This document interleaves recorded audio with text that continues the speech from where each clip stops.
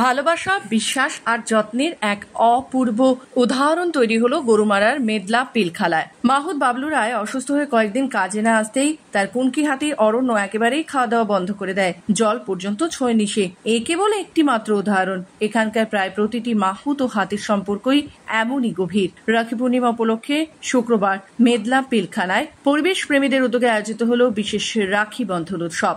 হাতিদের সুরে বাঁধা হলো রঙিন রাখি, খাওয়ানো হলো তাদের প্রিয় কলা ও আখ। মাহুতদেরও রাখি পরিয়ে মিষ্টিমুখ করানো হয়। অনুষ্ঠানে আয়োজকদের মধ্যে ছিলেন অভিযান সাহা, মানবেন্দ্র দে সরকার, মোহাম্মদ কালাম ও অনির্বাণ মজুমদার। তারা জানান, গত 7 বছর ধরে এই আয়োজন চলছে এবং ভবিষ্যতেও এই প্রথা বজায় থাকবে। গরুমারার 28টি কুনকি হাতির সঙ্গে মাহুতদের নিবিড় সম্পর্কের নানান ঘটনা স্থানীয়দের কাছে কিংবদন্তির মতো প্রচলিত।